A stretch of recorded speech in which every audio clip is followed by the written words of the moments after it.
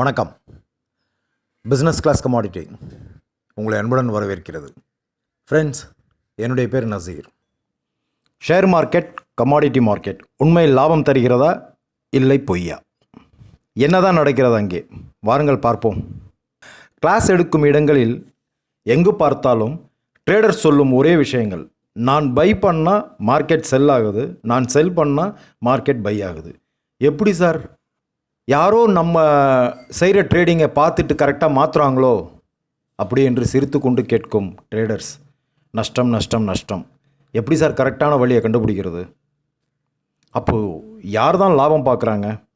நிஜமாகவே யார் தான் இந்த மார்க்கெட்டில் சம்பாதிக்கிறாங்க? ஒரு புரோக்கர் கம்பெனி சொல்லுது, என்னிடம் அக்கௌண்ட் ஓப்பன் பண்ணுங்கள், நீங்கள் கேட்காமலே நாங்கள் 15 முறை எக்ஸ்போஷர் தருகிறோம். அதாவது நாம் 10,000 வைத்திருந்தால் அவர்கள் தினசரி வர்த்தகம் செய்ய 15 முறை அதை அதிகமாக, அதாவது 1.5 லட்சமாக தருகிறோம் என்று சொல்கிறது. இன்னும் ஒரு கம்பெனி 30 முறை என்று சொல்கிறது.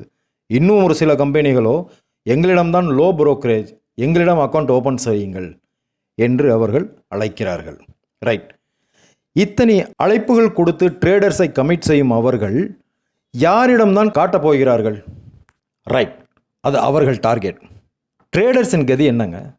சம்பாதிக்கிறார்களா இல்லையா? உங்கள் பணத்திற்கு நாங்கள் கேரண்டி, எங்களிடம் அக்கௌண்ட் ஓப்பன் செய்யுங்கள் என்று எந்த புரோக்கரேஜ் கம்பெனியும் சொல்வதில்லையே, ஏன்? சில புரோக்கர் கம்பெனி எங்களிடம்தான் உள்ளது, சிறந்த டெக்னிக்கல் அனாலிசிஸ், இந்தியாவில் நாங்கள் தான் முதல் முறையாக தயாரித்திருக்கிறோம், யாரிடமும் இல்லை, இதை நீங்கள் பணம் கொடுத்து வாங்கினால் அது பை பண்ண சொன்னால் பை பண்ணுங்க, அது செல் பண்ண சொன்னால் செல் பண்ணுங்க என்று சொல்கிறார்கள். புரோக்கர் நண்பர்களே, சார்களே, தயவு செஞ்சு எங்களுக்கு ட்ரேடிங்கை கற்றுக் கொடுங்கள், எங்களிடம் வியாபாரம் செய்யாதீர்கள். நண்பர்களே, உண்மையில் இந்த ஷேர் மார்க்கெட், கமாடிட்டி மார்க்கெட் வியாபாரம் உண்மையா பொய்யா? கண்டிப்பாக உண்மைங்க. இதில் சம்பாதிக்கவும் செய்கிறார்கள், நஷ்டமும் அடைகிறார்கள். அப்போது சிறந்த முறையில் சம்பாதிப்பது எப்படி?